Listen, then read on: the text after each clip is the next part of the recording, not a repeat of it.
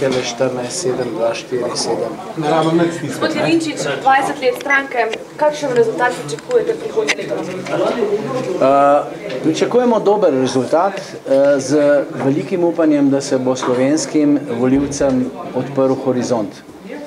To, da padajo iz enega ekstrema v drugi ekstrem, ko volijo, je zelo slabo za državo in vendar naj enkrat spregledajo, da je še kdo drug v državi, ki prvič ne krade, ki se bori za slovenski narod, ki pozna zgodovino slovenskega naroda in ki mu je slovenski narod drag.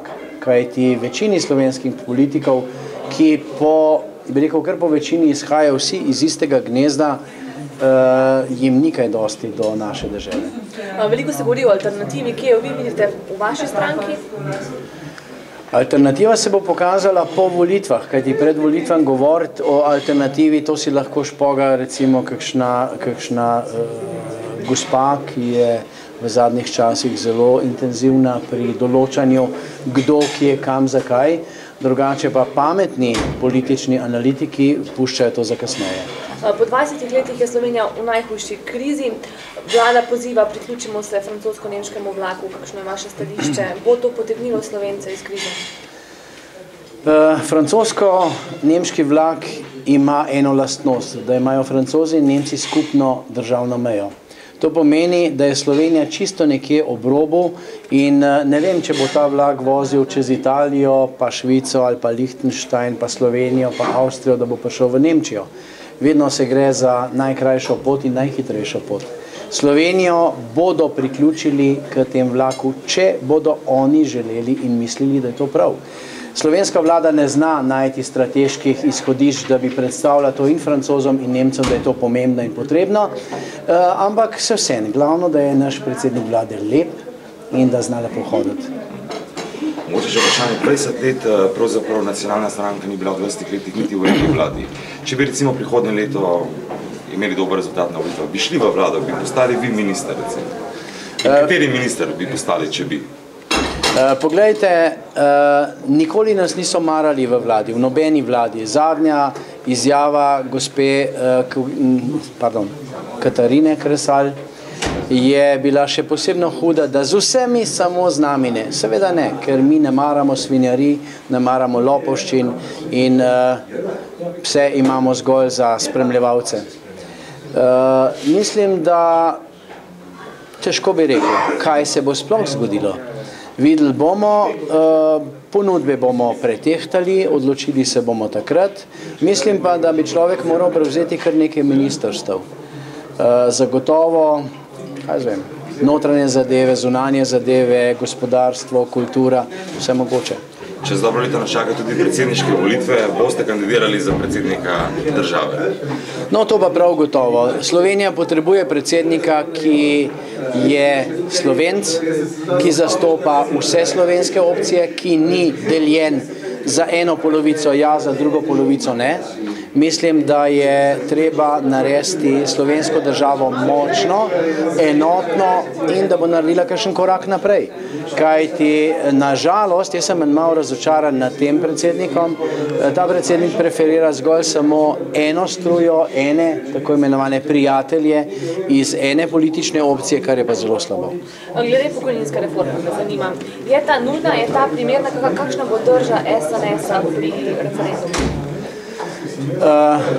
Pokojninska reforma je nujna, vendar je pa tako slabo izpeljana, tako bi rekel osnovnošolsko slaba, da je to grozljivo. Človek bi rekel, da so jo pripravljali kakšni gimnazijski maturanti, pa niti ne maturanti, ampak v 3. letniku v svojih seminarskih nalogah.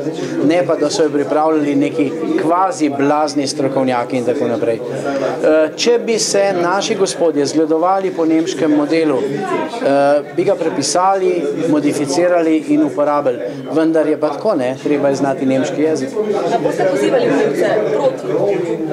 Mi smo že dali svoje stališče. Mi smo proti takšni reformi na takšen način.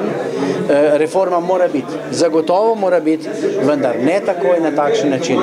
Smo za to, da se zadeve uredijo, vendar pa se morajo urediti na drugače, ne pa tako kot delajo te gospodje, ki bi najrajš videli, da bi vsi pomrli, da ne bilo nobenega upokojenca več in potem bi šli naprej. Torej, v bistvu si želite, da bi naslednja vlada pripravila pokojninsko reformo? Jaz mislim, da bi morala ta vlada že to narediti.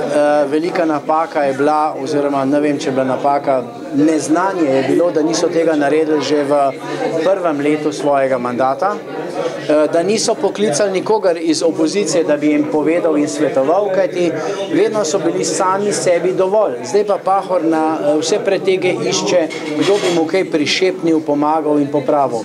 To je težko. Pri takih zadevah je treba ene stvari zradirati in na novo postaviti.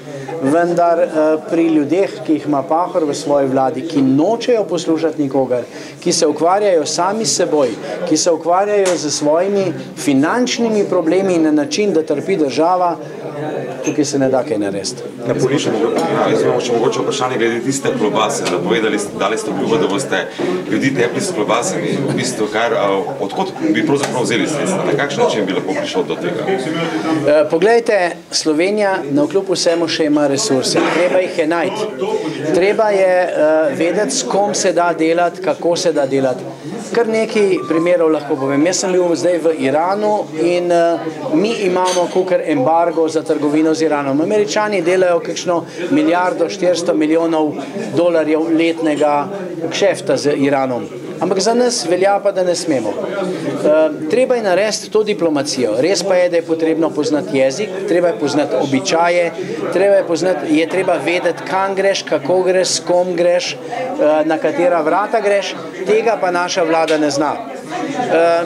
Pahor je že zamočil eno grozljivo dobro ponudbo iz Azerbejdžana, investicije v višini 1 milijarde evrov, tam noter bi bil tudi ta letalski muzej financiran, ampak ne, ker je to Jelinčič in ker je to Slovenska nacionalna stranka, je treba narediti vse, da se kaj takega ne bi zgodilo, pa tudi, če Slovenija propade. Na političnem vrhu o francosko-nemškem vlaku pravite, da vas ne bo? Zakaj ne? Ne, me ne bo, ker ne hodim mlatiti prazne slame, kajti Slovenija nima tukaj kaj zagovoriti. Jaz sem bil tudi tisti dan enako v Parizu, kot je bil Pahor tam, in sem se tudi jaz pogovarjal z določenimi francoskimi političnimi, recimo kar vrhovi. In vsi so se malo nasmihali, ne? Kajti Pahor res misli, da to, če pride v Armanijevi obleki in če v svoji angleščini poskuša recimo nekako posnemati Seana Conneryja, da to ni to. Na Zahodu moraš kljub vsemu povedati nekaj tehtnega in pa takega, ki je zavezujoče za nasprotnika, da potem prisluhne tvojim argumentom in da te vzame zraven. Samo še malo bi se na predsedniške volitve navezal, torej boste nastopili in na parlamentarnih, in na predsedniških ali samo na predsedniških? Nastopal bom na obeh, kajti vedeti je treba, da se bodo proti meni obrnila vsa kopja slovenske politične opcije, tako leva, kakor desna. In potem bomo pa videli, kaj bo in kako bo. Hvala lepa. Prosim.